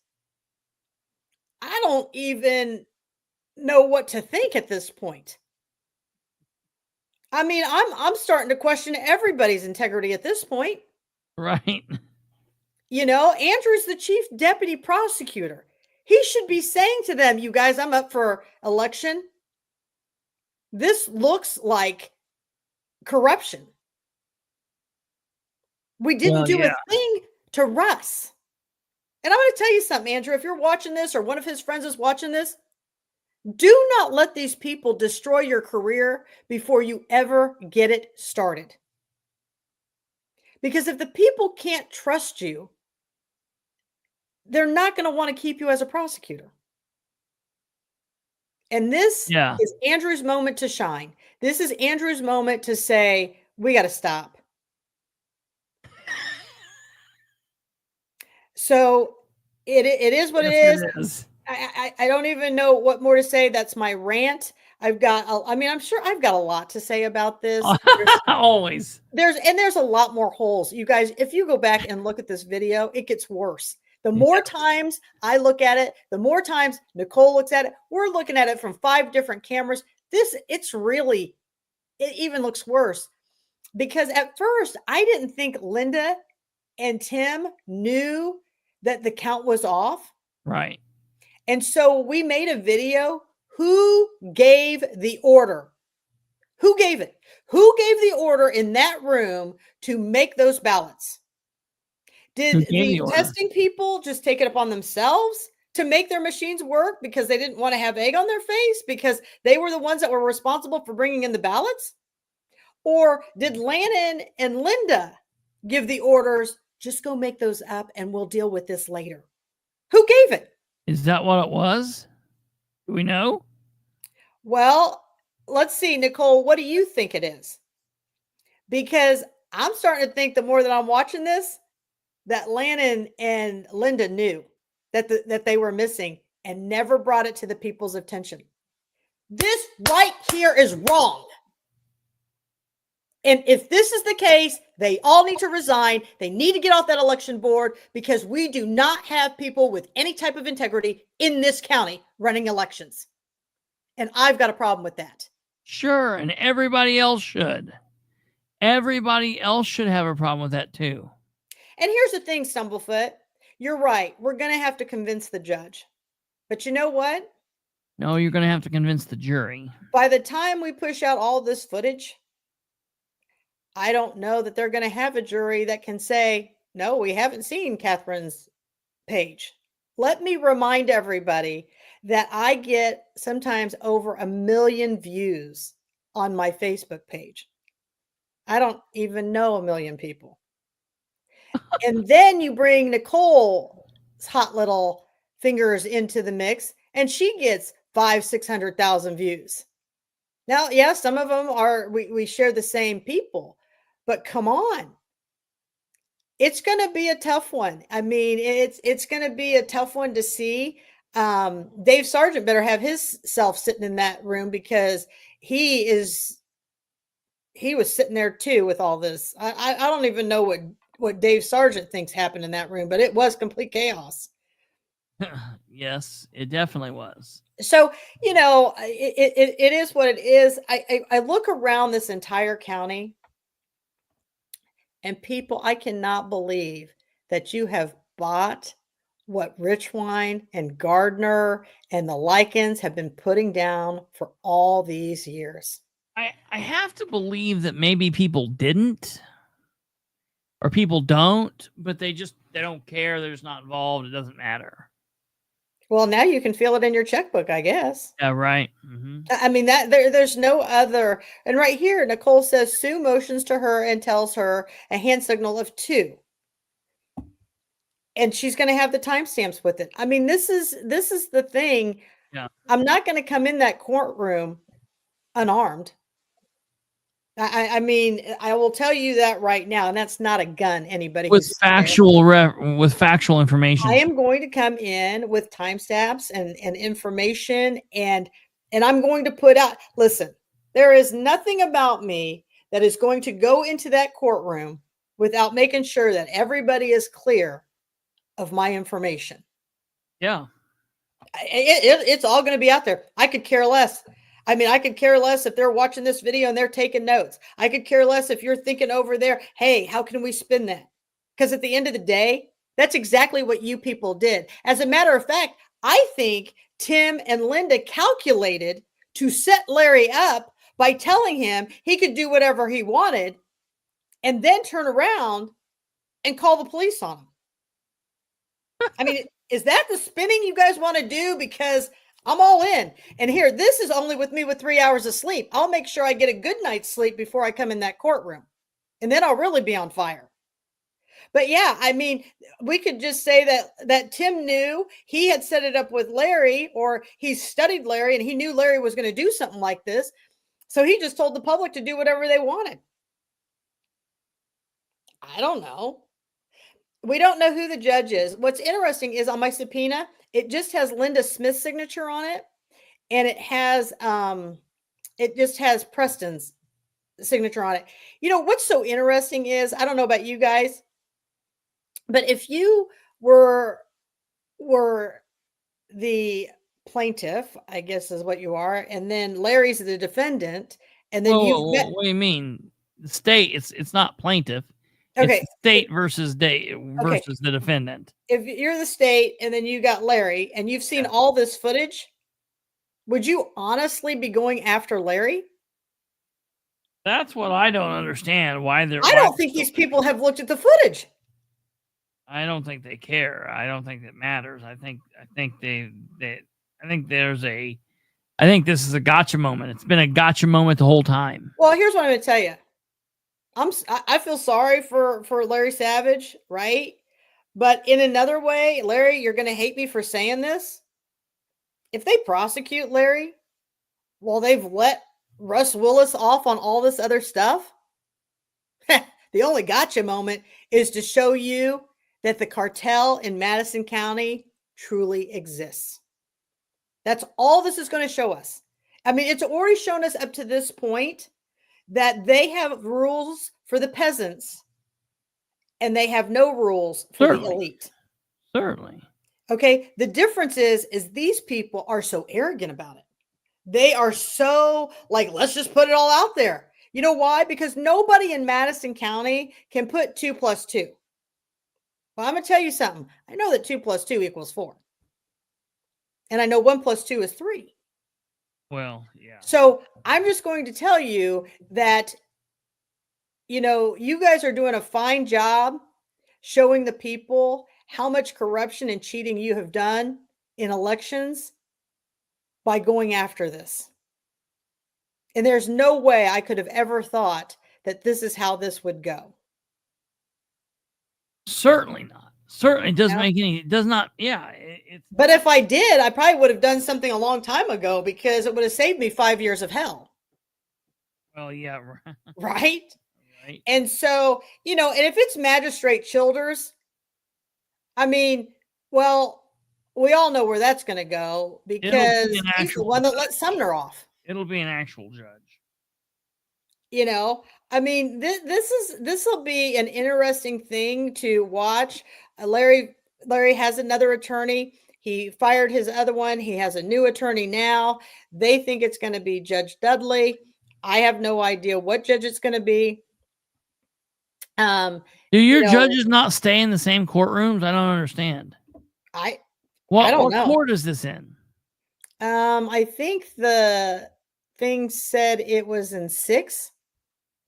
Do we have a courtroom 6? I mean, I took a picture of it. Let me see what it says. I mean, it's just craziness. And I'm sure they watch every bit of my shows to try to trip me up and then say, oh, but you said this, but you said that. Let me be clear. I had no idea of this foolishness. None. Circuit Court 6. Yeah, I think that's what it is. Who's in Circuit Court 6? Newark is in 5. Okay, so who's in Madison County Circuit Court 6? I don't know. Madison County, Indiana Circuit. Listen, Court I don't pay attention much to the judges, right? But they're going to make me pay attention to them, I'm sure now.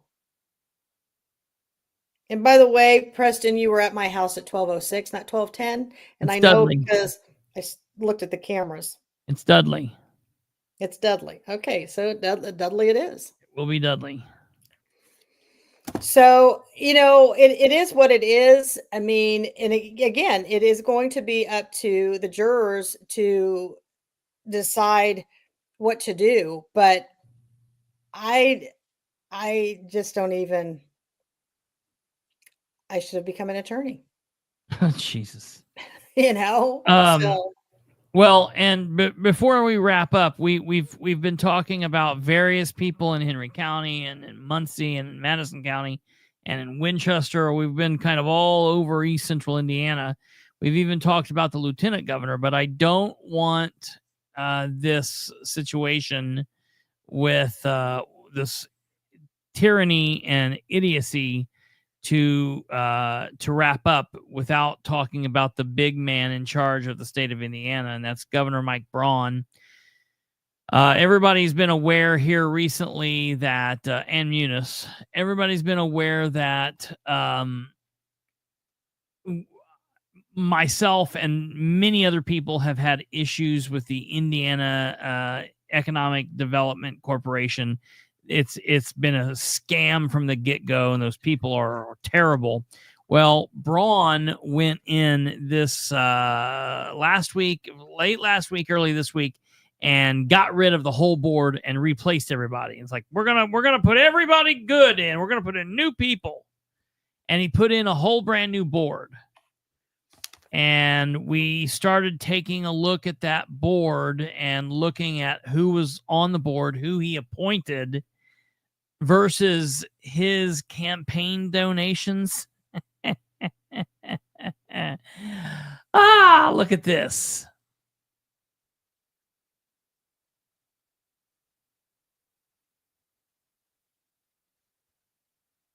Governor Mike Braun's brand new IEDC board members contributed $260,000 to his campaign. So he did it. He got rid of those assholes that were in charge of the IEDC, all the bad guys that we've hated for the last long period. And he put on his own cabal of bad guys that now will answer directly to him, and they will be there for him doing his bidding. $260,000. He couldn't have found one person. Like, this is gross, man. And it's from the top to the bottom and the middle out, bottom to the top, back around. It's just how it always is, man. And until we are ready to really start making a stink, it's going to continue being the same way. Now, someone says, let's see here. Who said this? Nicole says, Larry's my case says the trial is second choice. He could get bumped. That's interesting. What's that mean? Well, it's there. You could get there. You could rearrange your schedule and do everything you're going to do. Get there and be there just to find out that, oh, we're not having his court. We're going to continue it for a month and then do it all again next month. Listen, I give you an affidavit. I don't care. I've got patients to see. I have a real life, and I don't really have time for this bullshit. And that's exactly what it is. I don't cuss on screen, but I'm telling you right now, I'm over it. Yeah. The corruption is real in Madison County. People need to start showing up at these meetings, and you need to start calling people out because that's the reality. I just sent you a clip of Braun, and I don't know if you saw that this morning. I sent this to you. This was in the paper today. I'm so tired of excuses. I am so tired of incompetent people looking over the medical parts of things that why don't you get people in there who can actually be fiscally responsible and do what it needs to be done? This is, I mean, just reading this article, I just want to, it infuriates me. These people act like $1 million is nothing. Why don't they make deals with these drug companies that say, if we don't use this medicine, we can return the medicine and they will exchange it for a difference in the cost. They do it all the time. You can do it with vaccines. I mean, this is just ridiculous. Yeah, this is when he was talking about the death penalty. And I told you guys this was going to be kind of all over the place, and it is, but this is good because this is a follow-up. This was just from today. This says, after more than $1 million was spent, Braun clarifies state's acquisition of execution drugs. Governor Mike Braun confirmed this week that Indiana spent more than $1 million in taxpayer funds to purchase 4 doses of execution drugs. Some which were used and several others that expired. He also clarified that the drugs were purchased in 2 different transactions, one under former Governor Eric Holcomb and one by him. In total, $1.175 million was spent, Braun said, but 2 of those worth $600,000 expired with no use because they had been on the shelf too long. Braun emphasized Tuesday, however, that neither of the doses used by the Indiana Department of Corrections in December and May were expired when administered to inmates. Reporting by the Indiana Capital Chronicle previously revealed that at least $900,000 was spent by Holcomb administration to purchase phenobarbital, the execution drug to carry out the death penalty for convicted killer Joseph Cochran, and again in May for the execution of Benjamin Ritchie. It was tricky because if you acquired it and there was some type of glitch, then you go into the same thing that happened with the Holcomb administration, which bought 3 doses, anticipating more executions. But in the course, 2 expired. So we were careful to make sure it looked like all the administrative parts of the judicial process were done, Braun said, adding that his administration waited until right before Ritchie's execution before buying any new doses of the drug. We knew that was going to be a fait accompli. He said, he continued, I was careful so that it looked like the execution was going to take place and not have something occur. And that was a little tricky. But at that point, the Indiana Supreme Court and the parole board would have been all that was left to get through administratively. And it looked like he had a pretty defined time frame. It was a question of when you were going to actually get it and not be stranded with it. Braun denied Ritchie's clemency less than a week before the execution. Braun's office confirmed Tuesday that his predecessor paid $900,000 for 3 doses of the drug. Only one of those doses was used. However, the other 2 doses expired. Braun said earlier this month that the drug has a 90-day shelf life. After taking office, Braun authorized an additional purchase of the drug earlier this year for $275,000. That covered one dose of phenobarbital used for Richie's May 20th execution. It's not clear when exactly the state acquired the dose or whether they were purchased from where they were purchased from. State law protects the identity of the seller from public scrutiny. State officials had previously declined to provide details about how much phenobarbital purchased and refused to provide information on the expiration dates, storage, or other details. You're dealing with a source of execution drugs. It's very hard to pin down, Braun said. If it's going to be available, it's not like you can get it from several places. The governor additionally reiterated his desire for state lawmakers to weigh in.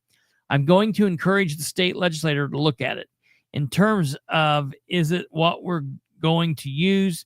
And then of the issue itself, he said, referring to capital punishment and lethal injections. I'm very agnostic on that. I want whatever. So he's an asshole. This is a bad move on his part. I cannot believe he's even remotely going here. He just continues to show us time and time again. He is not, well, he's exactly who I thought he was, but apparently there are a whole bunch of idiots out there that thought this guy was something different.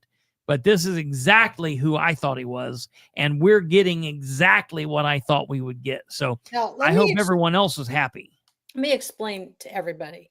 If you want to go buy 25 milliliters of phenobarbital, which I think that'll be plenty to kill somebody, the price range is anywhere from $388 to $1,069.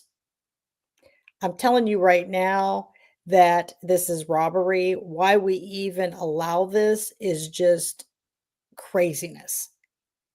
To spend this kind of money. They needed 60 milliliters. 60 milliliters. Okay. So 20. So even if we go at the high end, do the math. Okay, 25 milliliters is $1,069. So even if we bought, so get three of those, I mean, we're what, $3,300? Like $3,300 for 75 milligrams. I mean, this makes no sense to me. I don't get it. I don't get it at all. I want to find out what's going on, because there's something that we're not understanding. It doesn't make sense that you're getting it for that, and they're saying this. Something else must be going on here. I'm going to try to get to the bottom of that, because that's crazy. And let me tell you something. IV tubing is cheap. An angio-cap to start the IV is cheap. A tourniquet is really cheap. Sure, yeah. I mean, if you're really desperate, just use a rubber band. I mean, there's ways to save money, but there's nothing in this. The tape that you have to do to secure the IV is cheap. There's nothing here that's like, oh, this is like a crazy amount of money that we have to do. And to tell me, well, we got to get it from this special person and we've got to protect them. What, are you going to kill me? No, just offering another possibility. You want me to slit my own wrists? So, it just doesn't make sense. I mean, and exactly right, Heather. I mean, if people just look this stuff up and the abuse that's going on, this is why I'm so furious with the health department. They had all that money and they've laid off nurse practitioners. They are down to one nurse practitioner in the health department. This makes no sense to me. So they're down to one full-time nurse practitioner in the health department. That's all they've got.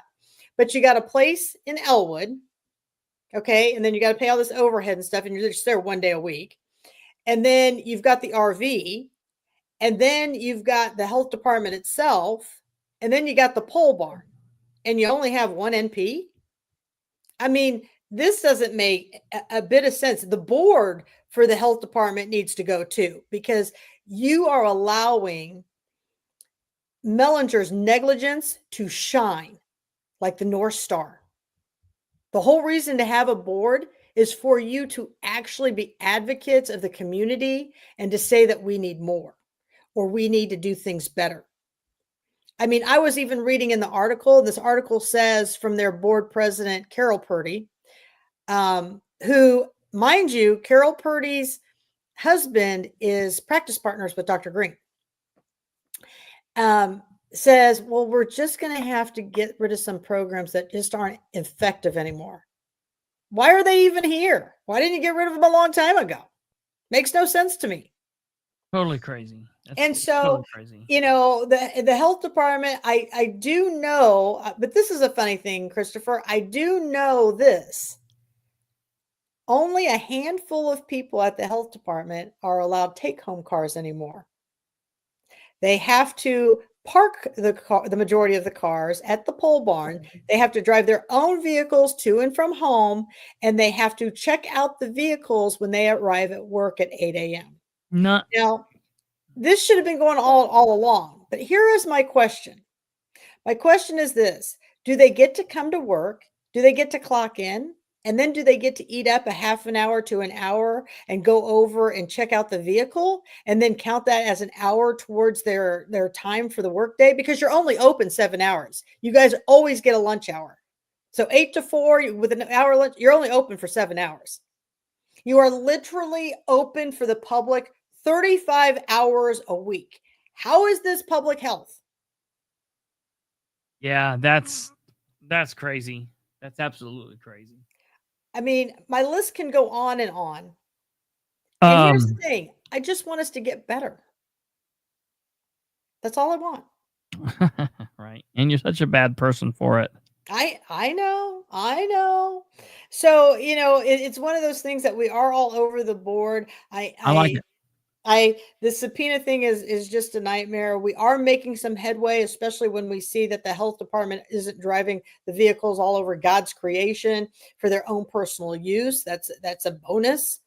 You know, I think as we move through this summer and we begin to navigate even more, I think more truths are going to come out. I think there's going to be a lot more, you know, and I love the post that you sent me one time, but I'm so afraid to repost it, where it says, if the truth shall kill them, let them die, because then that promotes violence. But people, at the end of the day, if elected officials weren't doing the wrong thing, they wouldn't have any problems with us speaking. Yeah, right. Absolutely. That's the exactly right. You know. Hey, to get ready to wrap this bad boy up here. Yes, Carrie, they are paid for 40 hours with a 35-hour work week. Yeah. Oh, yeah. That's very common. You know, and last week, they're only open in Elwood 1 day a week. What was a holiday on Thursday? So they're going to be, you know, they're going to, and then on top of it, next week is the 4th of July. Yeah. So now that's 2 weeks they've been closed in a month. I mean, what's the purpose of having another site? Well, yeah. That's crazy. Let me tell you about some shit that should make people mad. Tomorrow here in Muncie, good old Muncie in Delaware County. Let me see if I can show you this here real quickly. The Delaware County Republicans, the local Delaware County Republican Party, are getting together. Delaware County Republican Party. I'm going to stop by there. They are having yeah, right here. Here we go. Tomorrow at 7 a.m. sharp. Here it is. This is for y'all to see. Biggie. Doop. Here we go. Look at this. The 3rd annual Elephant Open, Friday, June 27th, Crestview Golf Club, 3325 South Walnut Street, Muncie, Indiana, 47302.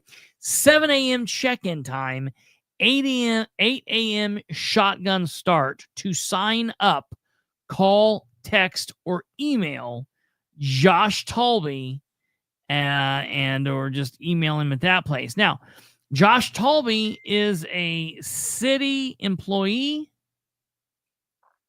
who works for the city of Muncie, but he'll be running this tomorrow. I've also heard that nearly all of the city employees, like all of the mayors and department heads and whatnot, are all going to be out at this event tomorrow. See, But I've there's got a still- problem with that. Yeah, It's the same yeah. thing Andrew Hanna does. I've Yeah. got a huge problem with this. They're still going to be getting paid. Yes. They're going to be on the clock and getting paid because tomorrow's Friday. They're going to be getting paid Right. to participate in this political golf outing for the party. It's So not for the city. It's not even, hell, it's not even crazy illegal for the mayor. It's just crazy illegal for the political party. And I'm going to tell you what I'm going to do come Monday. And I'm fine even telling everybody on this because we're going to see what happens. On Monday, I'm going to file a record request to see who got paid Friday. Who was getting paid and what the deal is, because this, in my opinion, is a Hatch Act violation. Well, isn't it ghost employment? Yeah, but Hatch Act violation is much bigger problem. Well, I mean, so you've got two issues going on. And here's the thing. They're all going to watch your show tonight, so then nobody's going to do it. Oh, they're all going to do it. They're not going to not do it. There's no way. They have to go. They're going. No, They will be there. they'll change their time cards and take Nope. vacation day. Nope. They'll still nope. Okay. They're going to get paid. I don't know how many people are still on here watching Quite a from few. Madison County. Okay. Oh, I But don't know about that. Christopher, this just came into me. Of course. Can you put that message I just put up in Messenger to you? I want you to read this and tell me if this is true. Kate might have to look at this one too. I get it. I want to see what the two of you think about this statement.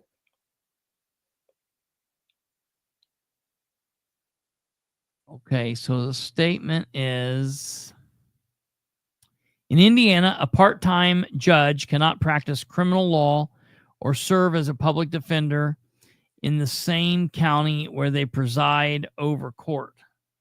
This would violate the Indiana Code of Judicial Conduct and state professional responsibility rules. Legal framework in Indiana, Rule 3.10, practice of law. A judge shall not practice law. That means a judge full-time or part-time may not represent clients in court except in a very limited family-related or pro se context. Applicability. Woo, man. Applicability to part-time judges. Continuing, periodic, or part-time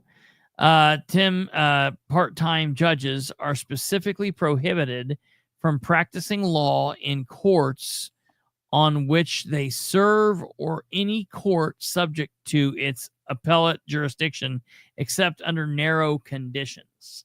They also cannot represent clients in proceedings where they served as a judge or a related matter, even in other courts. Indiana Rules of Professional Conduct, Rule 1.12, confirms that part-time judges may not act as a lawyer in any proceeding in which he or she served as a judge in any other proceeding related thereto. What this means, practically, a part-time judge cannot defend criminal clients in their own city court, of course, any court in the same county to which appeals from their court might go. As a public defender, they would be representing criminal clients in these courts, clearly prohibited. Even if they recuse themselves from related cases, the ethical code bans the activity entirely, not just in specific cases. Bottom line, if you're serving as a part-time municipal judge in Indiana, you cannot simultaneously work as a criminal defense lawyer or public defender within the same county where your court is located. Yeah, that's correct. What's the question? So Madison County. Where are you at? There you go. Sorry. So Madison County, if you're watching, if this is true, that is true. Say this is true. Look at that. This is what the person's asking me.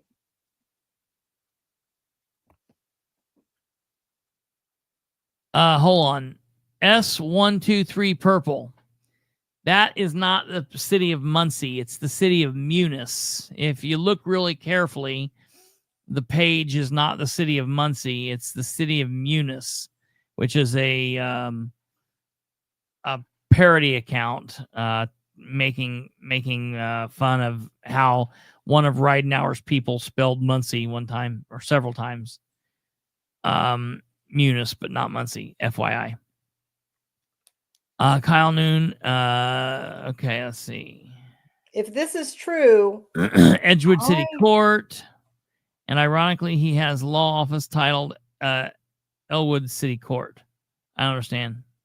Okay, so Kyle Noon is the judge in Elwood City Court.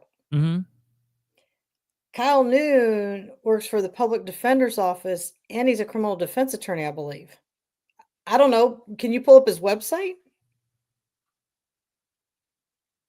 I don't know what he practices. So if there's anybody here, this just came into me.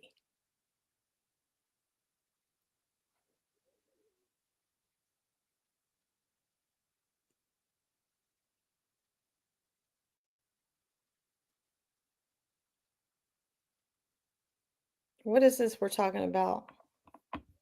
What car sits where?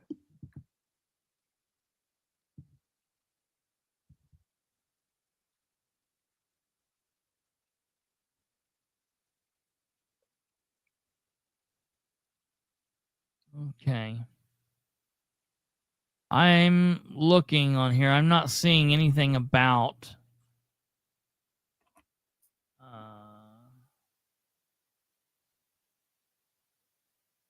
Are you guys talking about 9 Guns?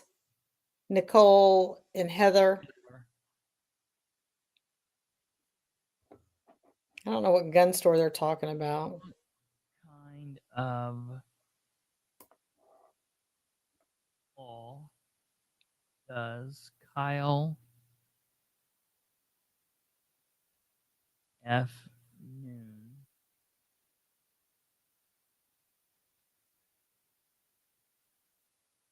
all I'm finding is that he's the Elwood City Court. Well, somebody just said here that he was just hired in Newcastle, which is fine. He can go to another county and practice. Yeah, he can hire in Newcastle. Yeah, but he can't do it in Madison County.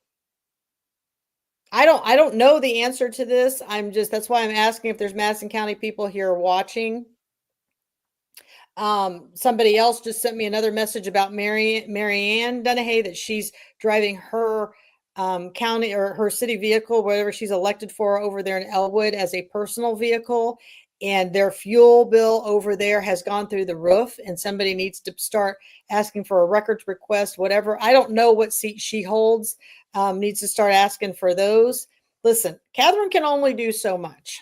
Yeah, you are welcome to expose any of this stuff you want. If anybody needs help, don't be mad at the messenger. If anybody needs help to figure out how to file record requests, get a hold of us.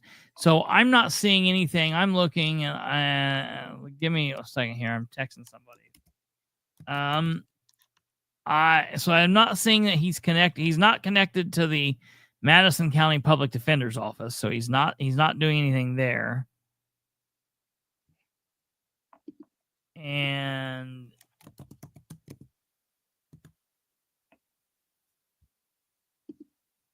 I'm not seeing that he's doing anything wrong.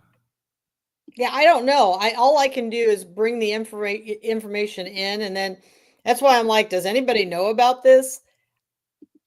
Don't kill the messenger. I didn't have anything to do with this. I'm looking up something right now. I mean, I would think these guys would all know the rules. Kristoher, can you share your screen? And can you bring up Gateway for salaries?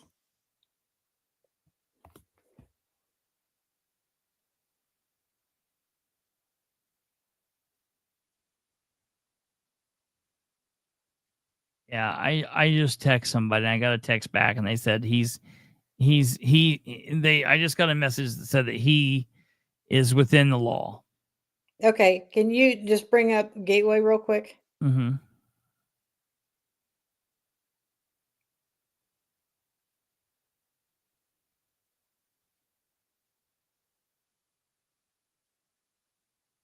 I don't think Heather, that applies to a city court judge. I think that applies only to what you're saying. I think that applies to a full-time county circuit or superior court judge. I think as a part-time city court or misdemeanor court judge, that does not apply.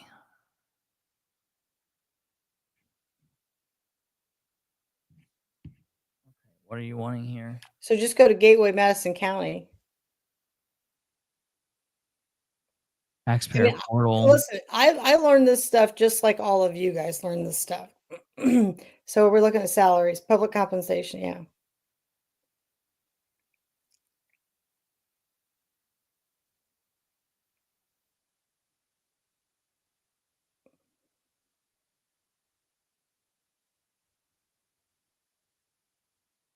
Are you doing Madison County? Yeah.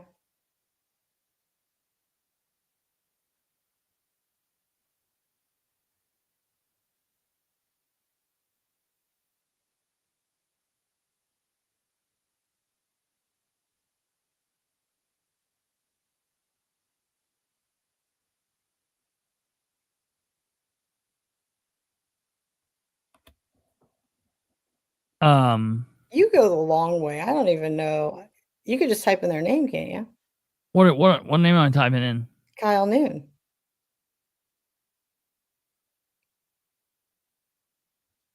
Whoop first. Okay. What am I looking up? 23? 24. 24. 0 results. Well, mine comes up. It says in 24, Kyle Noon's a public defender, and he was paid $52,099.45.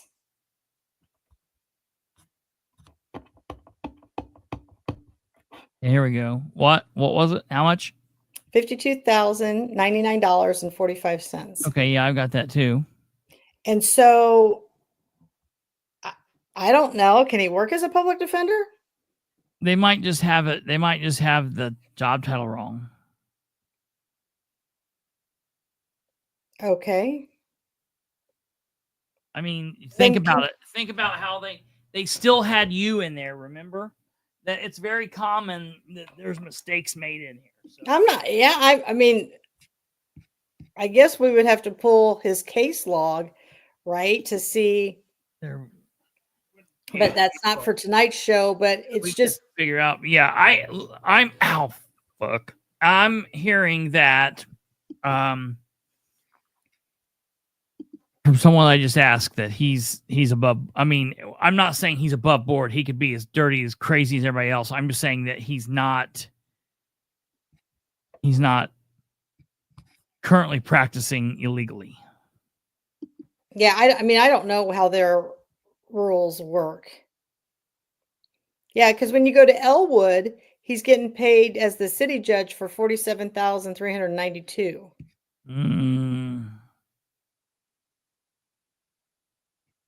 And that's labeled city judge. So I don't know. We'll have to look into this. This is that. I mean, that is interesting. I don't know. So, and I can see everybody getting on here, getting upset. Listen, people just bring stuff to me. I don't know.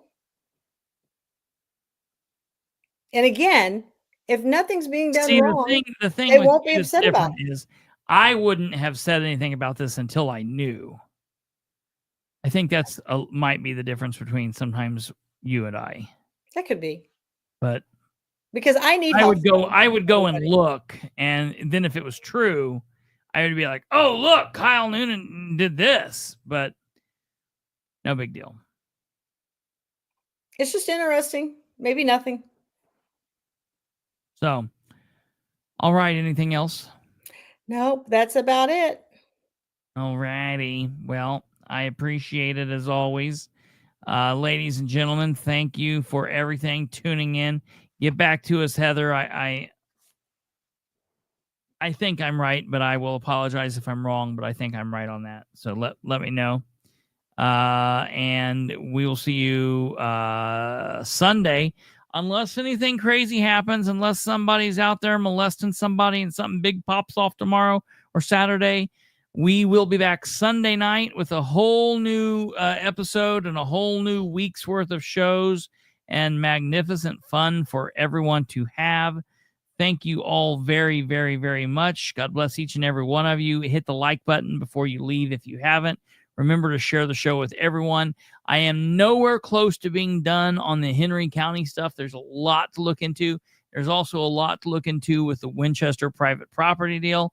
And as always, I have some things here in Muncie that's still cooking. So we'll bring those to you when the time is right. You guys take care. Have a great evening and a great weekend.